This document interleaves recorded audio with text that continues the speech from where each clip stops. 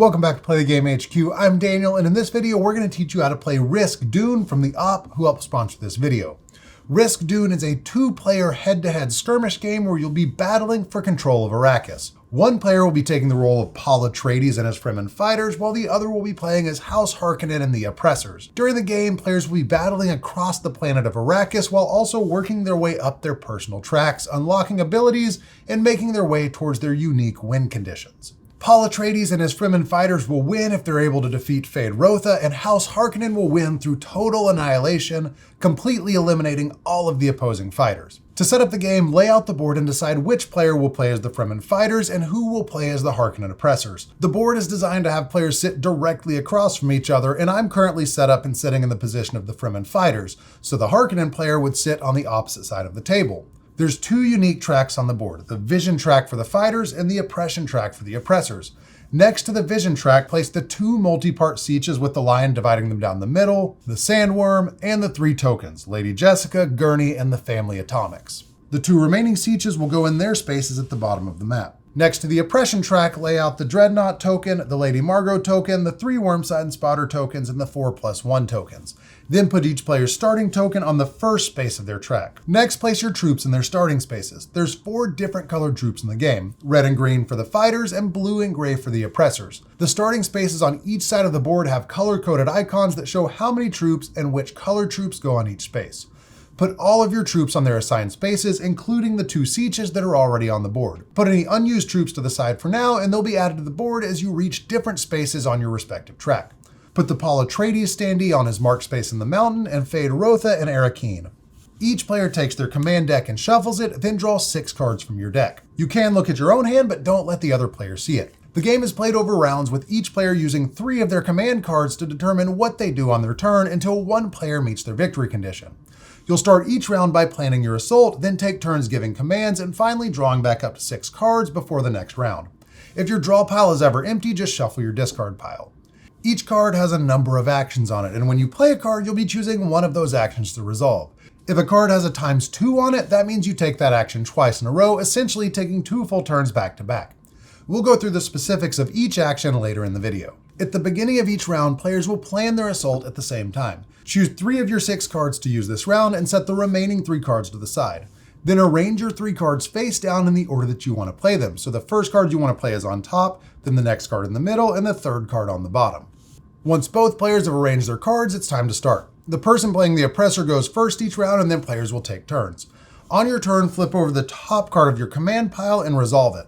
If there's more than one option, choose just one of those to resolve. After you've fully resolved your action, the other player will take their turn, and then you'll go back and forth until each player has taken 3 turns and played all 3 of their chosen cards. As the game goes on, there's a chance that some of your commands will be useless, either because those troops have been eliminated or because you haven't unlocked that action on your track yet.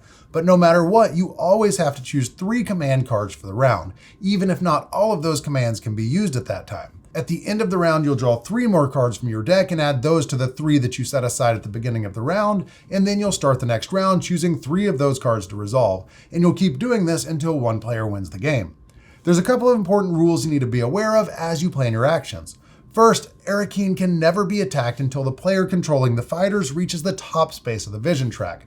And Feyd-Rautha doesn't move or attack. He will always stay on Arrakis, and defeating him once all the other troops in Arrakis have been removed is how the fighters win the game. The Fremmen and Fedaykin actions on the fighter side and the Harkonnen and Sardaukar actions on the oppressor side will let you use those respective troops to move and attack. When you use one of these actions, make sure you move the correct troops, meaning if the fighter player plays a Fremmen action, they can only use their red Fremmen troops. And there's a reminder on each player's side of the board that shows which troops are which color. Using one of your troop actions will let you move and attack with those troops on the same turn, but moving and attacking are always optional.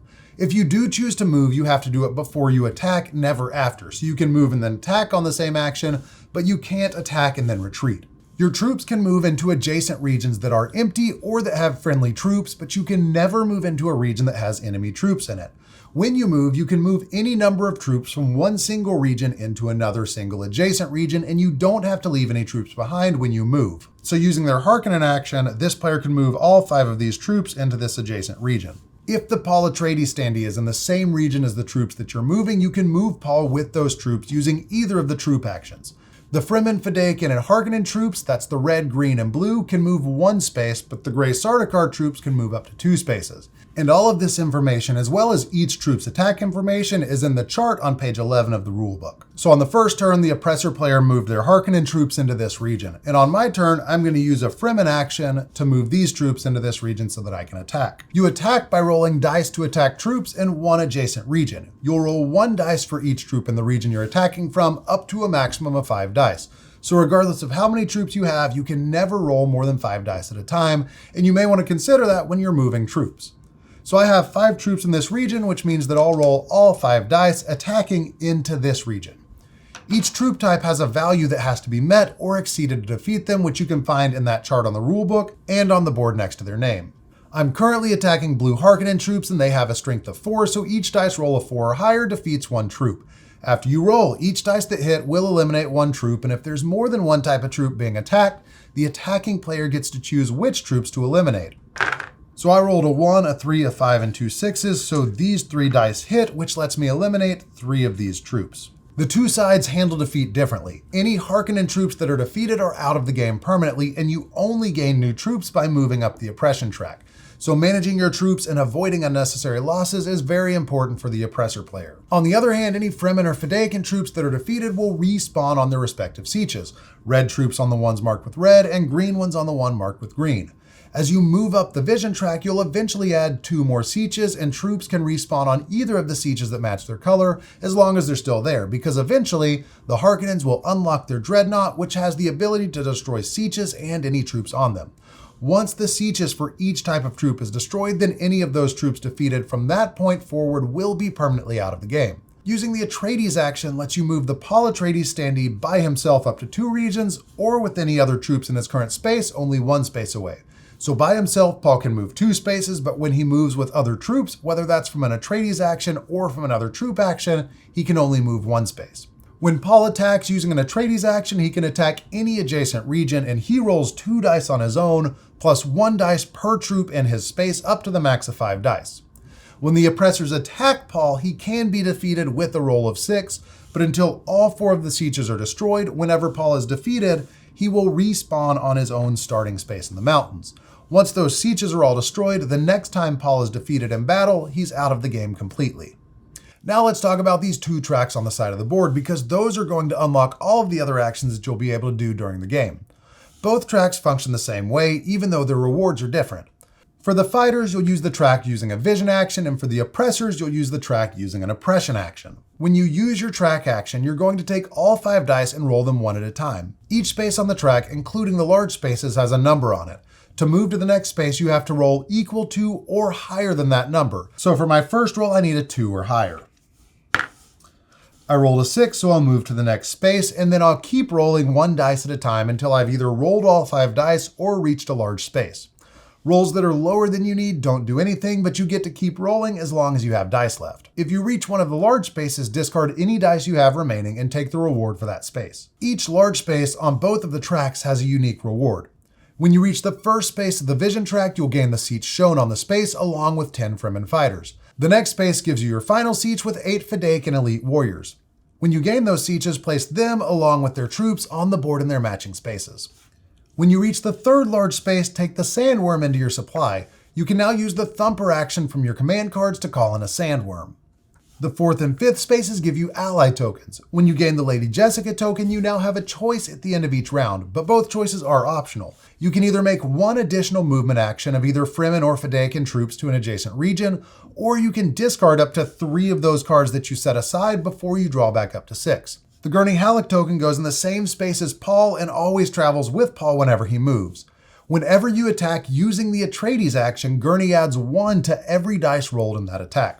When you reach the next space, you'll gain the family atomics. Roll 1 dice and place the atomics token on the matching space of the board. It'll be one of these 6 spaces that has a dice icon on the board. I rolled a 5, so the atomics go on this space. Once the atomics are on the board, Paul needs to collect them by moving onto that space, and collecting the atomics is required before the fighters can win the game. Once you move onto that space, take the atomics token from the board. If Paul has been defeated, then any of your troops can collect the atomics, but if Paul is in the game, he has to be the one to collect them. If there were any enemy troops on that space before the atomics were placed, they have to be defeated before you can move onto it to collect the atomics. But once that token is there, the oppressors aren't allowed to move any more troops onto that space to reinforce it. And finally, when you reach the final space on the track, Paul has accepted his destiny and you can now attack Arrakis.